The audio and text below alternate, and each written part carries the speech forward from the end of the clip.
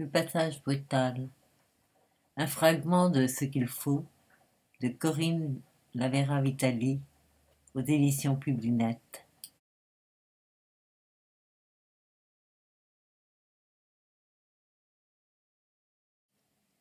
Cette action, ce sentiment, semble comme cet homme ne plus exister depuis le moment précis où j'ai su, au contraire, qu'ils ne me quitteront plus jamais.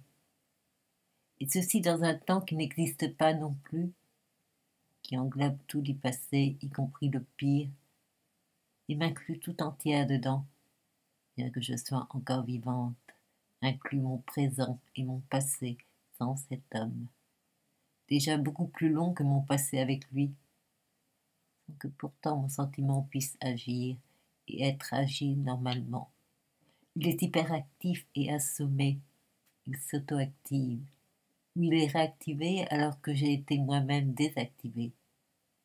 J'ai été réduite, et réduite aussi à n'être plus que dans l'état amoureux, comme une prétendante interdite, une clandestine, une espèce d'éperdue, d'un inaccessible, un introuvable, un invisible, à qui j'avais pourtant aussi confié mon enfant.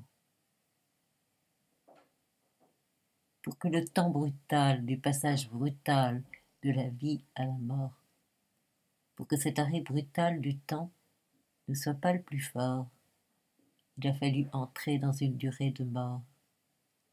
Et je ne crois pas que ce soit à cause de l'absence du temps d'agonie, ni à cause de l'absence du temps des adieux.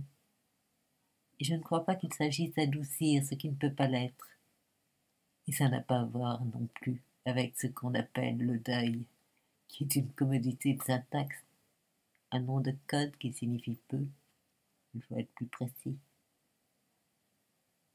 La brutalité qui m'a été faite, à moi restée en vie, aussi dure soit-elle, ne peut pas atténuer la brutalité qui a été faite à ceux que j'aime, que j'éprouve en prise générale sur tous mes organes et sur ma pensée d'une façon logique, aussi puissante que ce qui nous liait a toujours occupé mes organes et ma pensée.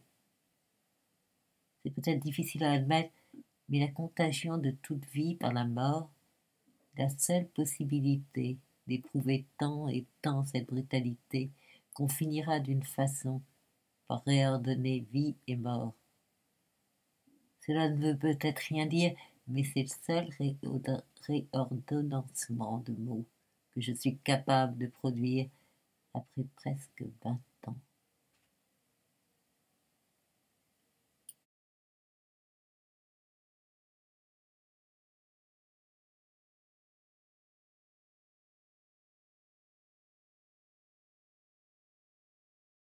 Avec pour les images l'anonyme Pierre Soulages, Marcel Benamou, Sébastien Faux, un inconnu, Abdel Abdessemed, Galbiati, Anne Carpena, Hippolyte Ludo et Caroline Lett.